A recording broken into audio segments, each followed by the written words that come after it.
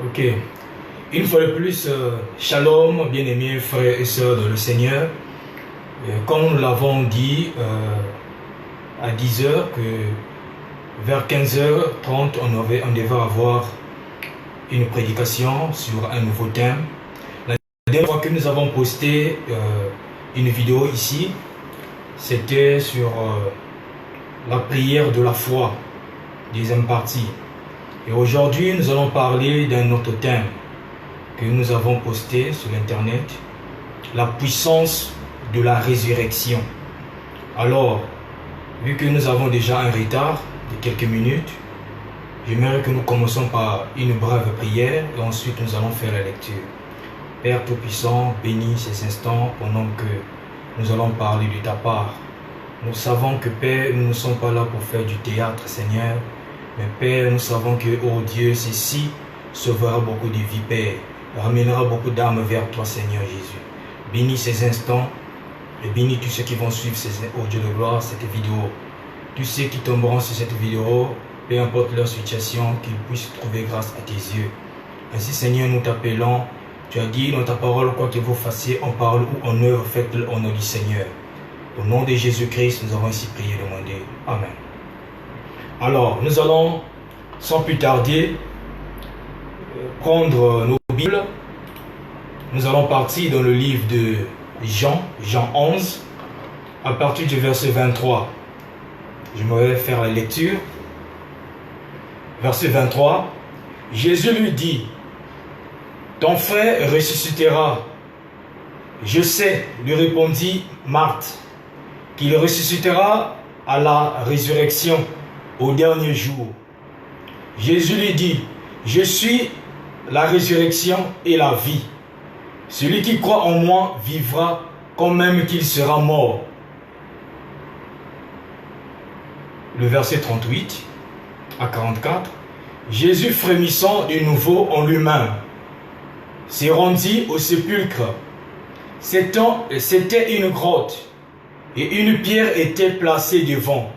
Jésus dit, « ôtez la pierre. » Marthe, la sœur du mort, lui dit, « Seigneur, ils sont déjà, car il y a 4 jours qu'il est là. » Jésus lui dit, « Ne t'ai-je pas dit que si tu crois, tu verras la gloire de Dieu ?» Ils ôtèrent donc la pierre, et Jésus leva les yeux en haut et dit, « Père, je te rends grâce de ce que tu m'as exaucé.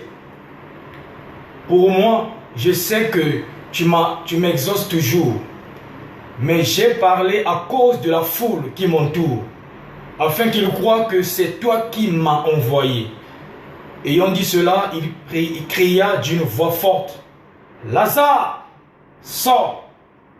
Et le mort sortit, les pieds et les mains liés de bandes, et le visage enveloppé d'un linge. Jésus leur dit, « Déliez-le et laissez-le aller. » Alors, je viens de faire une lecture sur Jean 11, à partir du verset 23 à 26, et nous avons pris le verset 38 à 44. Et aujourd'hui, comme je l'ai dit au début, que notre thème c'est la prière, plutôt c'est la puissance de la résurrection. Nous avons bouclé avec la prière de la foi. Et aujourd'hui, nous parlons de la puissance de la résurrection. Ici, nous venons de lire un passage qui nous est familier à tous, l'histoire de la résurrection de Lazare. Et si je peux donner la définition par rapport au thème, la puissance de la résurrection, mon dictionnaire me dit la puissance, c'est le pouvoir, la force, la capacité, ou encore, si vous voulez, la dynamique. C'est ça la puissance. C'est le pouvoir, la capacité, c'est aussi la dynamique. Et la résurrection, c'est le retour de la mort à la vie. Quand quelqu'un est décédé et que ce dernier revient à la vie, on parlera donc de la résurrection. Donc, la puissance de la résurrection, c'est cette puissance qui permet le retour de la mort à la vie. Le retour de la mort à la vie. C'est ça la puissance de la résurrection. Et vous allez voir avec nous tous ensemble, en décortiquant comment, qu'est-ce que le Seigneur veut nous dire dans ce thème qui englobe beaucoup de choses, la puissance de la résurrection que je viens de définir. Et nous allons rentrer en détail avec les Écritures pour voir un peu c'est quoi cette puissance. Nous avons donné les définitions du dictionnaire. Maintenant, nous allons voir avec la Bible, nous allons voir ce que Christ a accompli et nous allons palper du doigt cette puissance. Et comme nous avons l'habitude de dire que la parole de Dieu, ce n'est pas de l'imaginaire, ce n'est pas des fables, ce n'est pas l'imagination, ce n'est pas de la philosophie, mais c'est une réalité, c'est quelque chose de vrai. Pas seulement de vrai parce que, elle n'est pas seulement vrai parce que nous disons que ce soit vrai, mais tous ceux qui ont mis foi en Dieu et qui lisent, qui sont les lecteurs de la Bible, qui sont les croyants, les grands chrétiens, ils ont expérimenté ce que Dieu a fait dans le passé, ce qu'ils lisent dans la Bible, et ils ont en train de l'accomplir dans le présent. Donc pour vite rentrer dans le vif du sujet, nous venons de lire un passage où Jésus-Christ vivait, il y avait une famille qui aimait Jésus et que Jésus-Christ aussi aimait. C'est cette famille-là de Marie et Marthe et avec leur frère Lazare. Il arrivait un jour où Jésus-Christ s'est déplacé. Il avait laissé cette famille là où il était souvent reçu et il est allé ailleurs pour aller propager l'évangile. Et Lazare, son ami qui était resté, la Bible dit que c'était l'ami de Jésus, est tombé malade, était malade.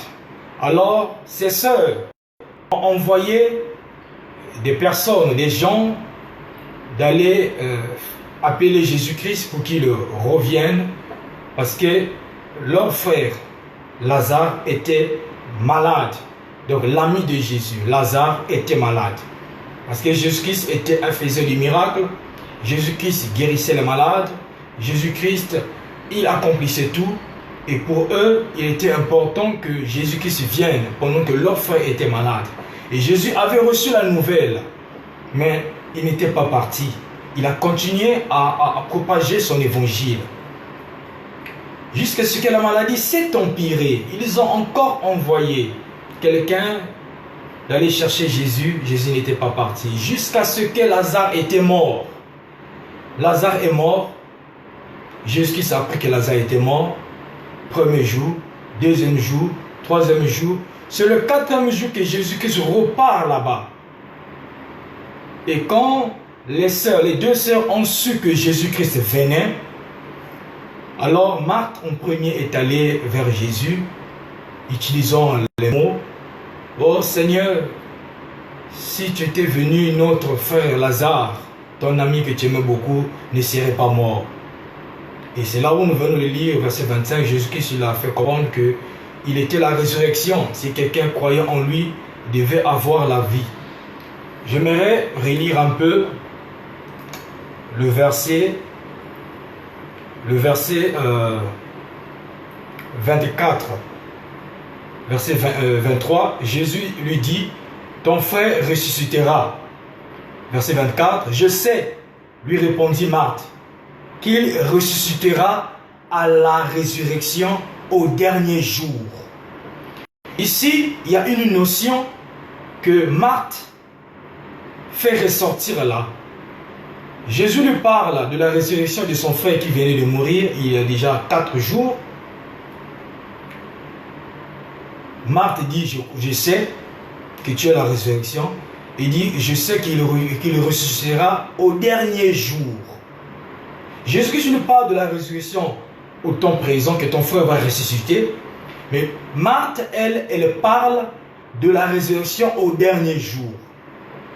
Ça, c'est quelque chose à retenir. C'est là que j'aimerais attirer votre attention. Et dans la parole, dans la Bible, dans la parole, dans les Écritures, le mot résurrection, il y a trois phases. Je peux dire, il y a des différents termes qui parlent de la résurrection. Plusieurs termes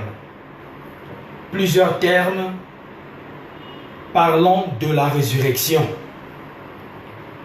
Le premier, c'est celui que Lazare vient de souligner. Il a parlé de la résurrection au dernier jour. Donc, il y a la résurrection, il y a la dernière résurrection, ou encore la résurrection au dernier jour. Il y a la résurrection universelle. Il y a la grande résurrection. Les trois mots que je viens de souligner, la résurrection au dernier jour, ou encore la dernière résurrection, la grande résurrection, la résurrection universelle, les trois expressions parlent seulement d'une même chose. Ça parle de la résurrection au dernier jour. Ça parle de la même chose. Je peux dire que ce sont des synonymes. Ça, c'est un terme. Les trois termes désignant la même chose, parlons de la même chose, la résurrection. Ça, c'est en premier lieu. Je récapitule. La première résurrection, le premier terme parlant de la résurrection, c'est la résurrection générale, ou encore la résurrection universelle, ou encore la grande résurrection. C'est celle dont Marthe vient de parler, parlons de la dernière résurrection, qui est une résurrection universelle. Les morts en Christ résisteront, premièrement, selon les Écritures, nous allons y arriver. Et en deuxième, le deuxième terme parle de la résurrection potentielle. Qui dit potentiel, qui parle de quelque chose qui est comme du virtuel. Et selon le langage de la parole, je peux prendre un exemple, parler de la résurrection potentielle. Le potentiel, c'est comme vous avez un manguier. Vous demandez à quelqu'un une mangue et que cette personne-là vous donne un manguier. En réalité, il ne vous a pas donné une mangue. Vous lui demandez une mangue et lui, au lieu de vous donner une mangue, il vous donne un manguier. On dira potentiellement, il vous a donné la mangue. Vous avez le manguier, vous allez planter le manguier va grandir jusqu'à ce que le manguier donnera ses fruits, donc vous aurez des mangues. Vous voyez? Mais en vous donnant le manguier, il ne vous a pas donné la mangue directement, mais potentiellement vous avez déjà la mangue. Parce qu'il faudra maintenant attendre que le manguier grandisse et produise les mangues. C'est ça le potentiel. Le fait de recevoir le manguier, c'est ça le potentiel que vous avez. Donc la résurrection potentielle, c'est la chose que vous recevez. Cette chose est susceptible de se réaliser au fur et à mesure ou encore à l'avenir. J'espère que vous êtes en train de suivre. Et pour ceux-là qui sont en train de suivre en direct, s'il y a des signes à faire, que vous êtes là, vous pouvez le faire. Et ceux qui tomberont sur la vidéo, si vous avez des questions, posez les questions, vous pouvez poser directement sur ma boîte, inbox ou encore ouvertement. Alors, continuons notre sermon. Donc, les différents termes parlant de la résurrection, nous avons vu le premier terme qui, nous avons cité trois synonymes qui parlent de ce même mot, de la même chose, la résurrection générale, la résurrection universelle ou encore la dernière résurrection. Ça, c'est le premier terme, parlons de la résurrection. Le second, nous avons dit, c'est la résurrection potentielle. Et le troisième, c'est la résurrection temporaire, ou encore partielle, ou encore la petite résurrection. Nous allons y arriver petit à petit, en vous donnant au fur et à mesure les détails. Donc, sans oublier que nous sommes sur notre thème, la puissance de la résurrection. Alors, le passage que nous venons de lire, vous remarquerez que Marthe a parlé de la résurrection au dernier jour, alors que Jésus parlait de la résurrection au temps présent, que je suis la résurrection. Marthe a dit, je le sais. Je sais que mon frère ressuscitera au dernier jour. C'est là où Jésus lui demande de lui montrer là où avait mis son ami Lazare. Verset 38, Jésus frémissant d'une voix même et se rendit. C'était une grotte et une pierre était placée devant. Jésus dit, ôtez la pierre. Marthe, la sœur du mort, lui dit, Seigneur, ils sont déjà, il y a 4 jours qu'il est là. Et Jésus lui dit, ne t'ai-je pas dit que si tu crois, tu verras la gloire de Dieu? Et ils ôtèrent donc la pierre et Jésus leva les yeux en haut et dit, Père, je te rends grâce de ce que tu m'as exaucé. Et vous pouvez continuer la lecture. Jésus-Christ, on lui fait appel pendant que Lazare était malade, il ne vient pas. On lui fait encore appel pendant que la maladie s'était aggravée, il n'est pas parti. Jusqu'à ce que Lazare est mort. Premier jour, deuxième jour, troisième jour, quatrième jour, c'est là où Jésus apparaît. Et Marthe se présente, il dit, oh, si tu étais venu, notre frère, il ne serait pas mort. Jésus-Christ dit que je suis la résurrection. Ton frère ressuscitera. Et Marthe a cru que Jésus-Christ lui parlait de la résurrection au dernier jour. C'est-à-dire de la grande résurrection. Ou encore de la résurrection universelle. Il a cru que de ça que Jésus-Christ parlait. Alors que Jésus-Christ lui parlait de la résurrection temporaire. Ou encore partielle. Ce qu'il allait accomplir. Et Marthe a dit, je le crois au dernier jour. Marie aussi est arrivée, il a fait la même chose. Et verset 38, Jésus a frémi parce qu'ils se sont mis à pleurer. Et il s'est rendu au sépulcre. Il a dit, ôtez la pierre. C'est là où Marthe prend encore la parole et dit, mais ils sont déjà, ça fait 4 jours, il est mort. C'est là où Jésus-Christ lui dit, ne t'ai-je pas dit que je suis la résurrection? Ôtez la pierre. Ils ont ôté la pierre. Ici, j'aimerais attirer un peu votre attention. Dieu est dans les mathématiques. Dieu est dans les chiffres. Parce que le chiffre 1, c'est l'unité. Le chiffre 2, c'est le témoignage. Le chiffre 3, c'est la perfection. Et le chiffre 4, c'est la délivrance. Et Jésus-Christ est arrivé là, au sépulcre, le 4e jour. C'est le 4e jour que Jésus-Christ arrive là, au sépulcre.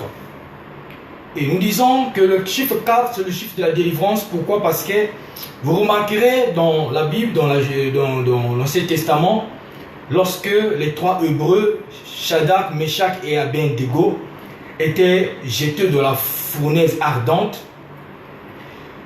la Bible dit que le roi a vu, ils étaient 3. Mais il y avait un 4e qui était à l'intérieur.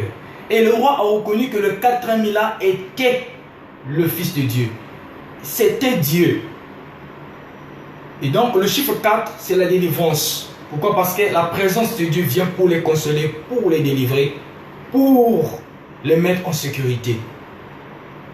Et Jésus-Christ, quand il arrive, c'était le 4e jour que Lazare était mort. Et c'est pour ceux-là qui connaissent bien la science, les hommes de science nous disent que lorsque quelqu'un meurt, en 72 heures, le corps atteint la corruption. Déjà, la corruption s'installe dans le corps le 3e jour. en 72 heures, le troisième jour, la corruption atteint déjà le corps. Mais Jésus-Christ est arrivé, c'était le quatrième jour. Ça veut dire que il avait déjà pourri. Le corps de Lazare, la corruption avait déjà atteint un niveau élevé. Et c'est là que Jésus-Christ vient en leur ordonnant d'ôter la pierre. Lazare était mort, ils l'ont lié, ils l'ont mis dans un linge, ils l'ont mis dans le sépulcre, et ils ont placé encore une pierre là-dessus. Et vous savez, dans les Écritures, la pierre parle aussi de l'incrédulité. La pierre ne parle pas seulement de la révélation, mais là, la pierre parlait de l'incrédulité. Et c'est ce que les gens font et les gens font. Vous savez, tuer une personne, ou encore la mort, c'est la séparation éternelle avec Dieu.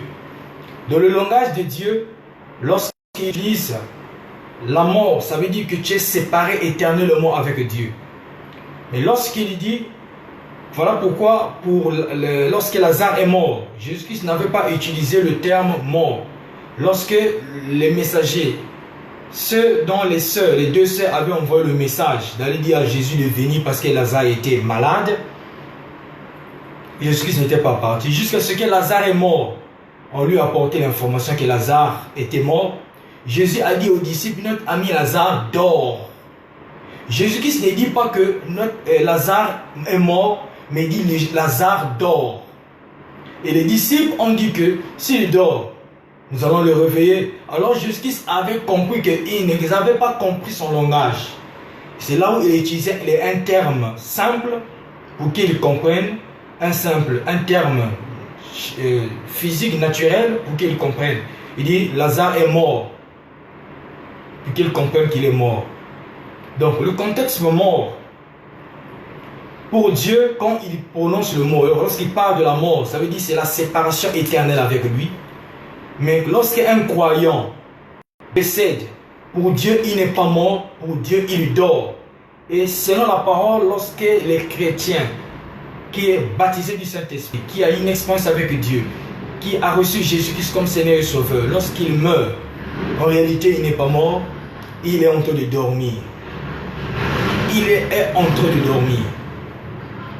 Et lorsque Jésus-Christ arrive au sépulcre, il dit ôtez la pierre.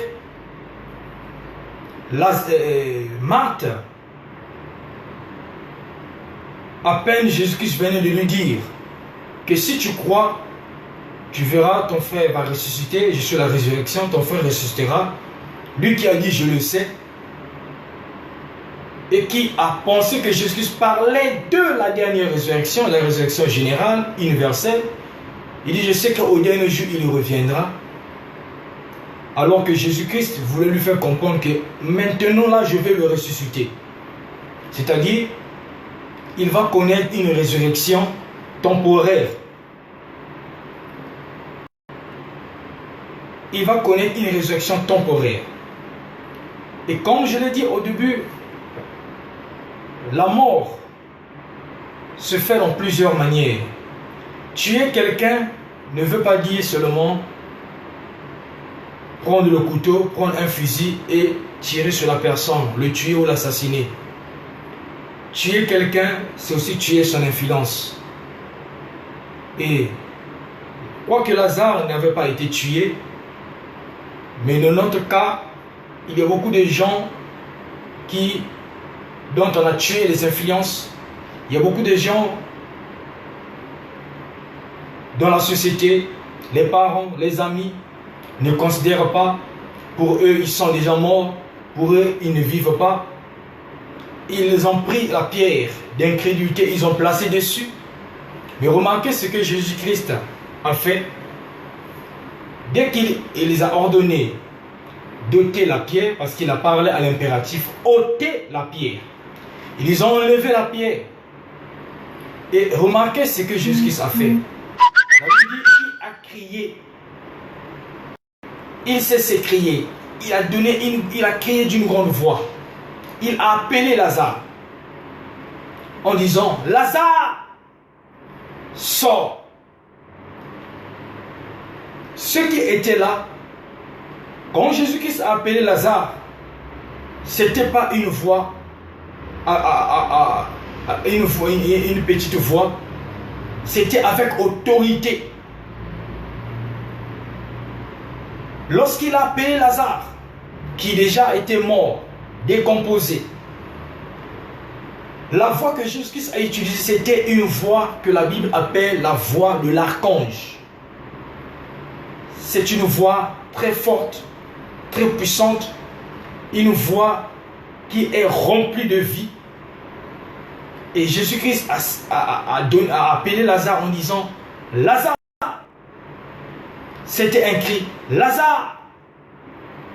Sors !»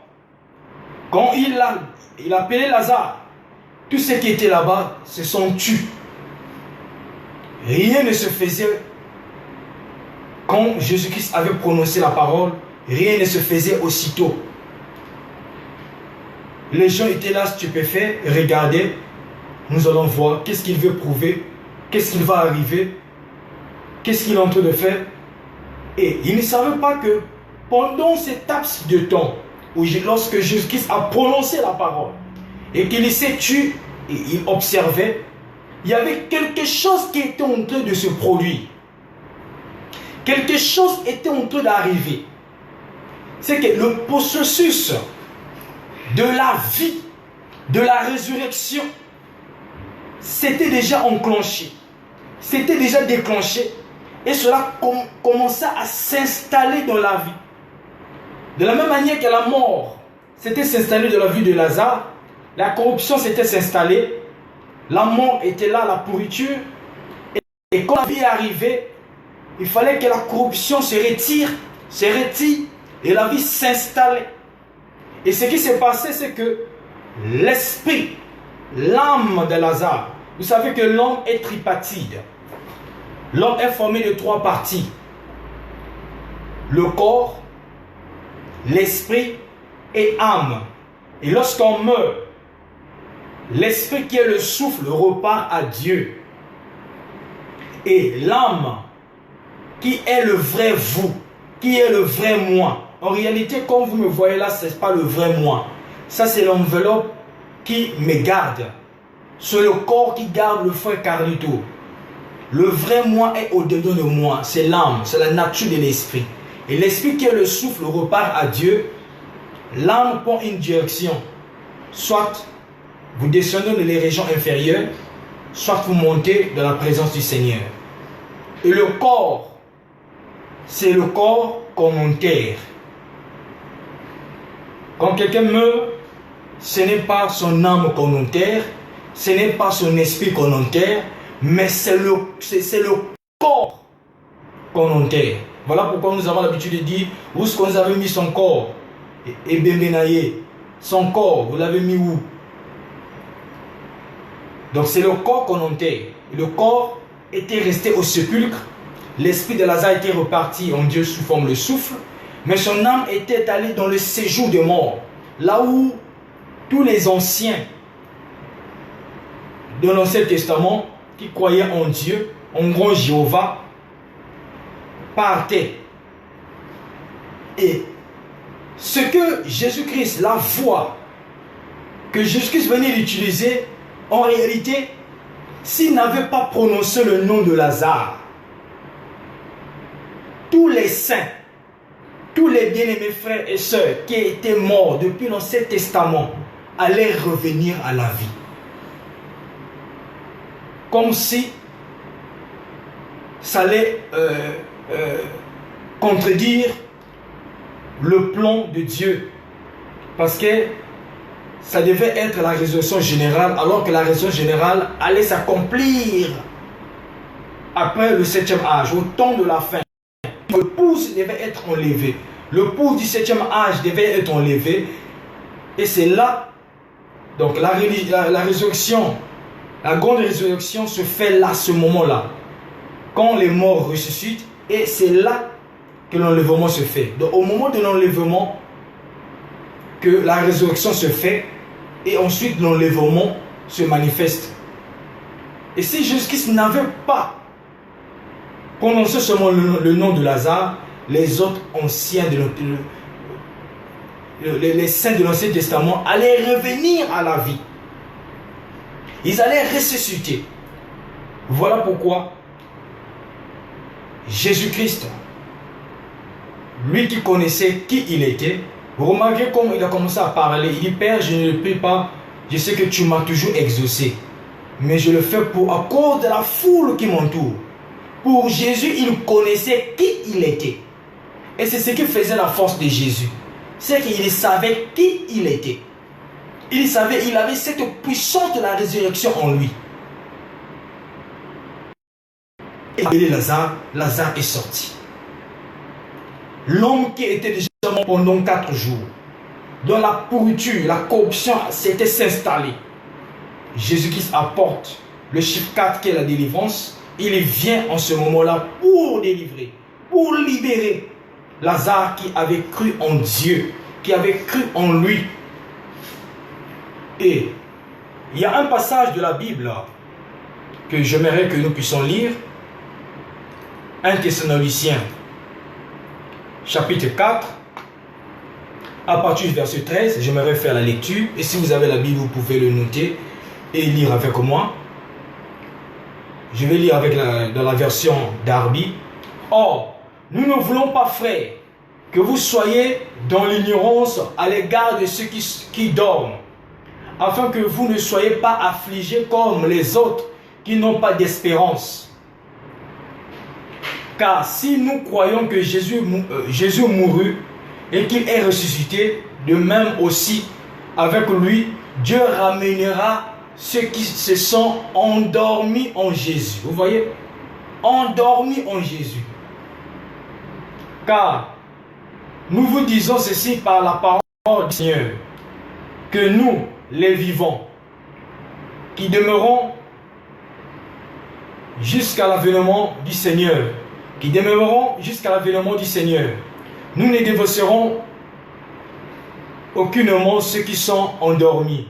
En d'autres termes, nous ne ferons pas obstacle. Dévancer, c'est faire obstacle. Aucunement ceux qui sont endormis. Car le Seigneur lui-même, avec un cri de commandement, la première chose, un cri de commandement, avec la voix d'archange et avec la trompette de Dieu descendant du ciel, et les morts en Christ ressusciteront premièrement. 3 choses doivent s'accomplir avant l'enlèvement, c'est-à-dire avant le retour du Seigneur Jésus. Au moment que le Seigneur Jésus-Christ va revenir pour déclencher l'enlèvement, pour prendre l'épouse, il faudrait d'abord qu'il y ait 3 choses. Le cri de commandement, la voix d'un archange et le son de la trompette descendant du ciel. Nous venons de voir que les vivants ne peuvent pas faire obstacle, ne peuvent pas dévancer ceux qui sont décédés, les saints qui sont morts. Donc la résurrection est liée à l'enlèvement. L'enlèvement, le dernier, la grande résurrection, le grand enlèvement que l'Église, l'épouse attend. L'enlèvement que l'épouse attend n'est pas dans le cadre spirituel. Non, nous allons y arriver. Nous avons dit, il y a 3 termes qui parlent de la résurrection. Et la résurrection et l'enlèvement est lié. Vous avez vu l'écriture que je viens de lire, que nous les vivants, nous n'allons pas dévancer ceux qui sont décédés. Les morts en Christ résisteront premièrement, et ensuite nous les vivants, nous serons transformés avec eux. Nous irons dans la gloire.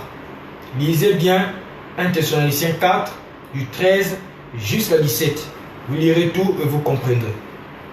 Mais ici, il y a 3 choses qui vont arriver lorsque Christ viendra. Le cri du commandement, la voix de l'archange et le son de la trompette. Vous remarquez la voix de l'archange, c'est ce que Jésus-Christ a utilisé lorsque il s'est présenté devant la tombe de Lazare. En appelant Lazare d'une voix forte, Lazare, sors! C'était la voix de la résurrection. C'était la voix de l'archange, parce que la voix de l'archange, c'est la voix de la résurrection. Nous avons dit 3 choses que Jésus-Christ accomplit. Le cri du commandement, qui est un message. En fait, c'est un message de rassemblement. C'est un message qui est prêché, premièrement, pour préparer l'église, pour préparer l'épouse avant l'enlèvement, pour préparer les gens. Parce que pour que les gens partent dans l'enlèvement, il fallait que les gens se préparent, les gens soient préparés. Et le cri de commandement, c'est le message qui vient préparer, qui vient rassembler les gens. C'est le message qui vient rassembler, pour préparer. C'est le message qui est donné premièrement, qui rassemble les gens. C'est ça le cri de commandement. Et la voix de l'archange, c'est la voix de la résurrection. C'est celle que Jésus-Christ a utilisée, comme je l'ai dit, pour ressusciter Lazare. En disant, Lazare, sort. Ce n'était pas une voix simple. C'était la voix de l'archange que nous venons de lire dans 1 Thessaloniciens 4, à partir du verset 16. Car le Seigneur lui-même a un cri de commandement, un message de rassemblement, à la voix de l'archange, la voix de la résurrection, au son de la trompette parle toujours du départ. La trompette a toujours appelé Israël à une fête. Et ici, il est question de la fête de noces. Donc, le cri de commandement, c'est le message qui est donné premièrement pour rassembler, pour regrouper l'épouse de Jésus-Christ partout sur la terre. Un message qui est proclamé, qui rassemble les gens. C'est le cri de commandement.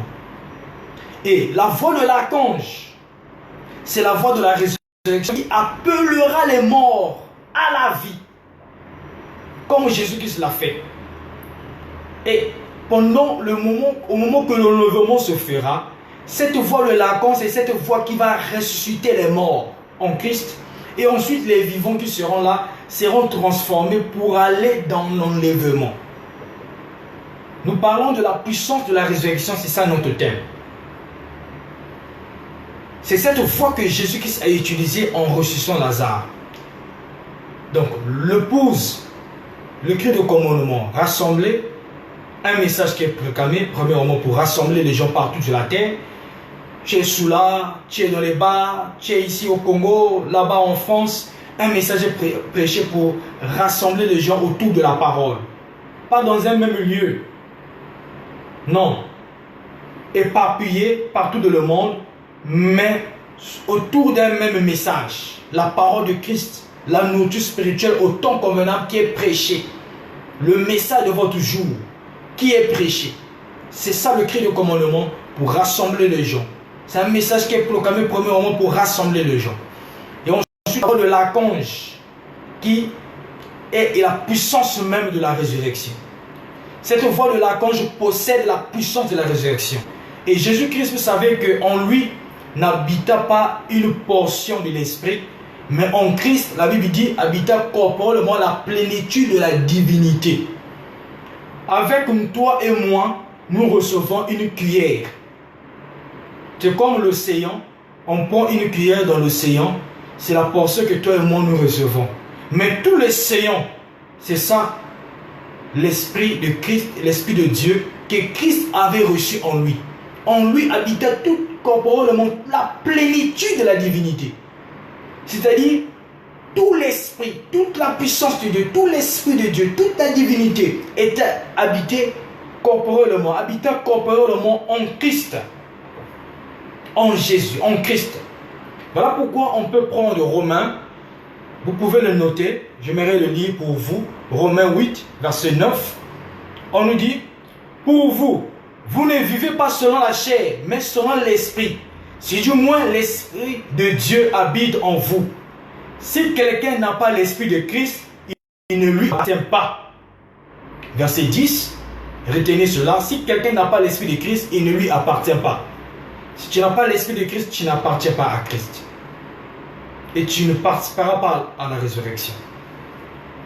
Verset 10. Et si Christ est en vous, le corps, il est vrai, est mort à cause du péché, mais l'esprit est vie à cause de la justice. Verset 11.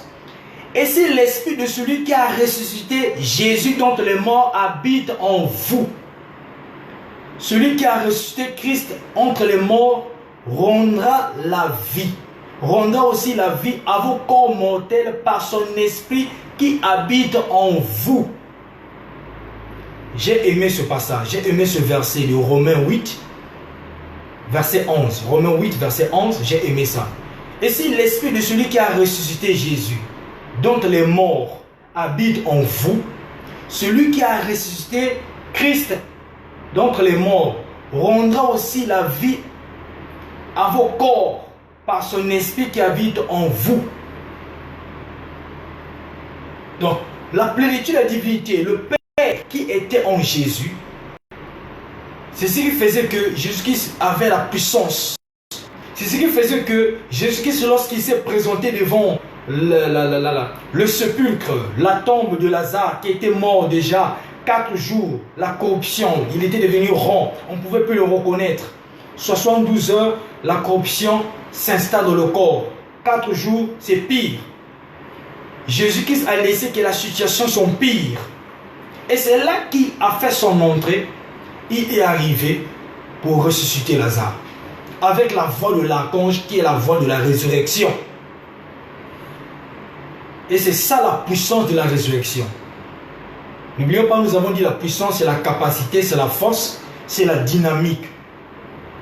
Une parole sans dynamique, c'est une parole sans puissance. C'est une parole sans vie.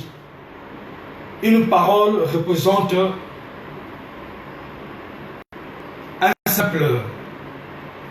une simple mécanique. Sans la dynamique, ne peut rien. La parole représente la mécanique, mais l'esprit, la puissance, l'esprit représente la dynamique. C'est ça la puissance de la résurrection, l'esprit. Voilà pourquoi il est dit que si l'esprit de celui qui a ressuscité Jésus, donc du Père qui était en Jésus et qui a ressuscité Jésus, habite en vous. Celui qui a ressuscité Jésus, donc le mort, rendra aussi la vie à vos corps par son esprit qui habite en vous. D'où l'importance de recevoir le Saint-Esprit. Donc pour commencer, en commençant, nous avons dit que il y a 3. Vous savez que Dieu agit toujours en 3. Le chiffre 3 c'est le chiffre de la perfection. Dieu agit toujours par 3. C'est la perfection. Et nous avons dit qu'il y a 3 termes parlant de la résurrection. Les termes, 3 termes distincts parlant de la résurrection. Nous avons dit en premier, c'est la dernière résurrection. Le second, c'est la résurrection potentielle. Et nous allons voir à quel moment on reçoit cette résurrection potentielle. Et le troisième, le dernier, la résurrection temporaire.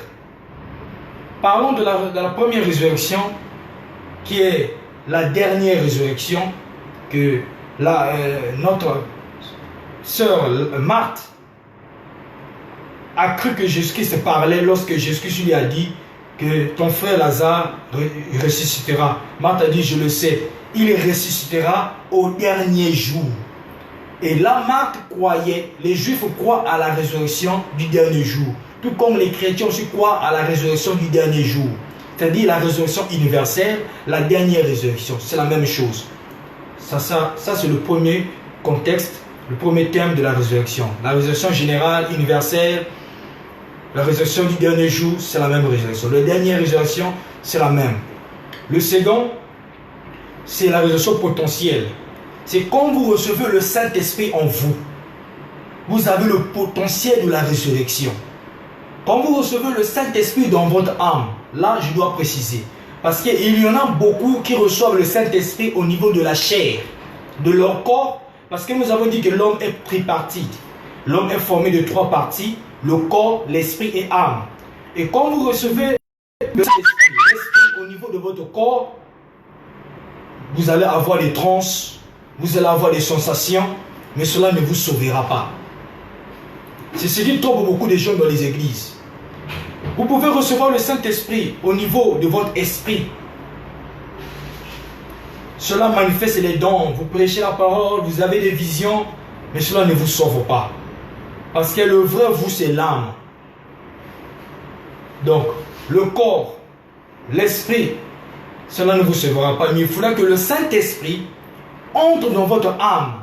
Et quand le Saint-Esprit entre dans votre âme, c'est là que vous recevez la résurrection potentielle. La résurrection potentielle, vous la recevez au moment que vous recevez le baptême du Saint-Esprit dans votre âme. Pour dire que quand les morts, si la mort vous surprend aujourd'hui, que vous vous endormez, vous partez, comme les anciens d'autrefois, nos bien-aimés qui nous ont précédés dans la gloire, quand la voix de l'archange viendra, le son de la trompette, mêlé au son de la trompette, vous ressusciterez. Vous allez ressusciter. Pourquoi? Parce que vous avez l'Esprit de Christ en vous. 1 Thessaloniciens 4, plutôt Romains 8. Si l'Esprit de celui qui a resté Jésus, notre mort, habite en vous, il vous ramènera aussi à la vie. Il vous allez ressusciter. Donc il faudra que le Saint-Esprit entre dans votre âme. C'est ça la résurrection potentielle.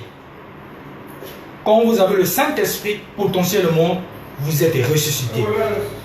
Et c'est ce qui fera que, comme je l'ai dit, je le redis pour que ça rentre bien, pour que ça pénètre bien. C'est ce qui fera que, si vous n'êtes pas encore mort, lorsque l'enlèvement aura lieu, vous allez participer à l'enlèvement. Pourquoi? Parce que vous avez en vous cet esprit de la résurrection. Vous l'avez déjà reçu. Et j'ai défini le potentiel comme étant quelque chose qui est susceptible de se manifester, de se faire, de s'accomplir. C'est quelque chose de virtuel. Vous avez la chose de façon virtuelle. Vous demandez la mangue, au lieu qu'on vous donne la mangue, on vous donne le manguier. Potentiellement, vous avez la mangue.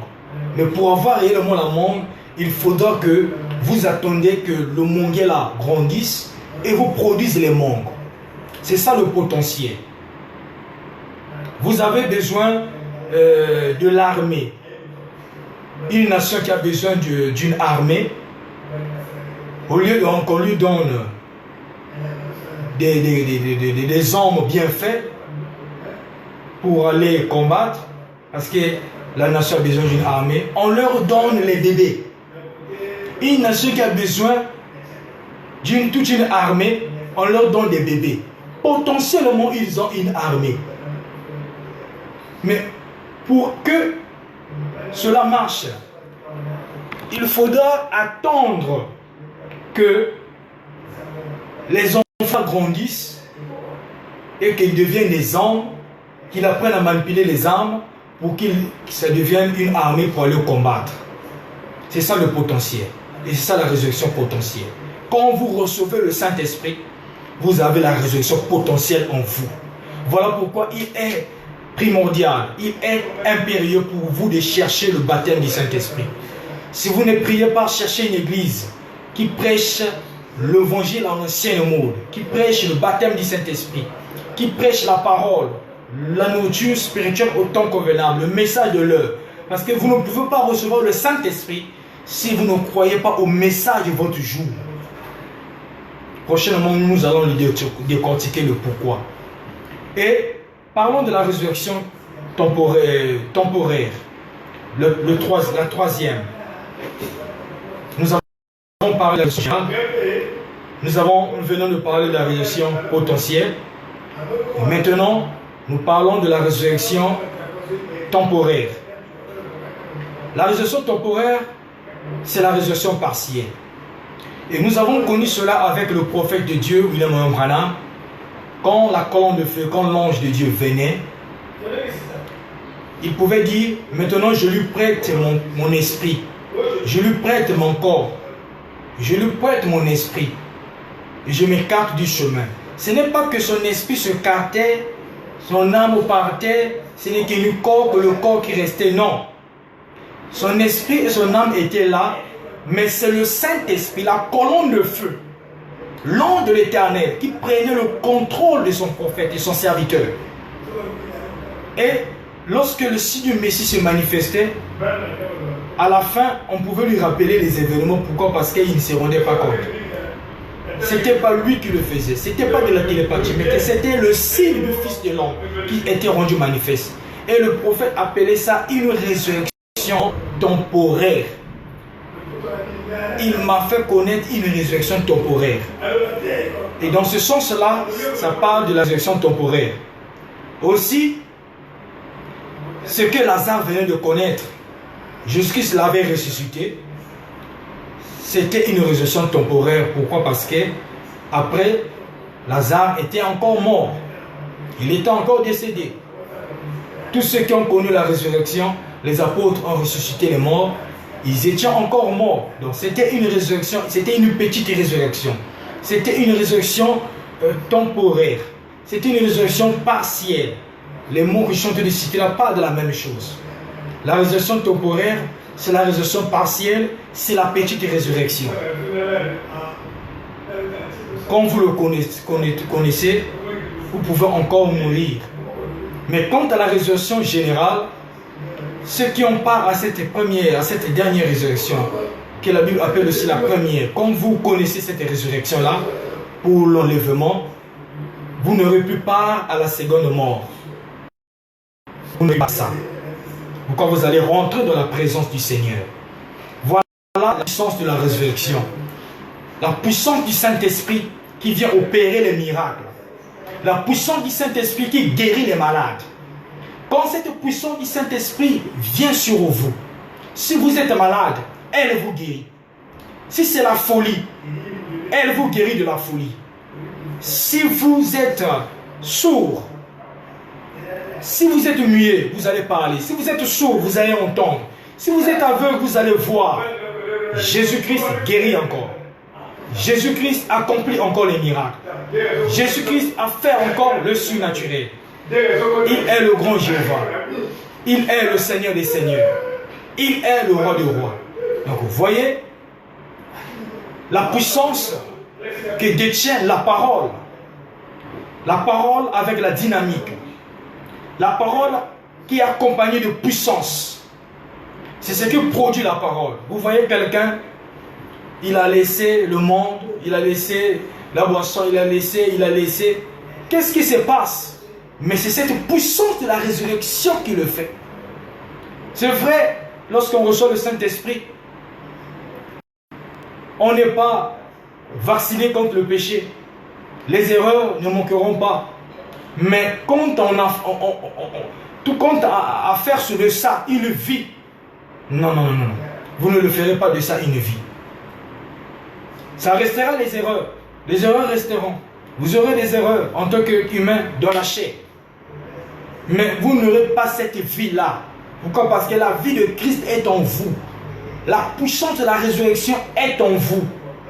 Beaucoup de gens dans les églises, dans les assemblées croient avoir cette puissance en eux. Parce qu'ils font les miracles, c'est vrai, la puissance vient. Nous avons dit que l'Esprit de Dieu peut entrer en vous, dans votre chair, tout comme ça peut entrer dans votre esprit et s'arrêter là. Cela ne vous soit pas. Tant que cet Esprit de Dieu, cette puissance de Dieu ne rentre pas dans votre âme, frère, vous êtes encore loin du ciel. Vous êtes encore très loin de Dieu.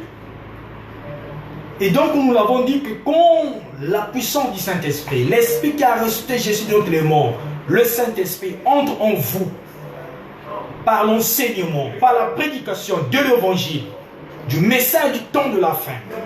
Prêchez sans faire de compromis. Au fur et à mesure que vous écoutez cela, cela vous transforme, cela vous change, cela vous transforme, cela vous change, jusqu'à ce que vous recevez le Saint-Esprit au-dedans de vous, qui est en fait la puissance de la résurrection. C'est ça le Saint-Esprit, la puissance de la résurrection. Quand vous recevez le Saint-Esprit en vous, vous avez le gage de la résurrection. quand les morts ressusciteront au dernier jour, quand les morts ressusciteront pour le départ de l'enlèvement, vous allez partir avec eux dans l'enlèvement. Voilà le secret que possèdent les chrétiens. Voilà pourquoi ils n'ont pas peur de la mort. Ils savent où ils ont mis leur chance. Ils savent en qui ils avaient cru. Ils savent en qui ils ont cru. Nous avons dit que ce qui faisait la force de Jésus, c'est qu'il savait qui il était. Et quand il a demandé qu'on lui montre là où on avait mis Lazare, le sépulcre, là où Lazare était enterré, Jésus-Christ ne partait pas en défaite. Il partait pour la délivrance. Il partait pour la résurrection. Et il a donné la voix de la résurrection qui est la voix de l'archange. Cette voix de l'archange, c'est la même voix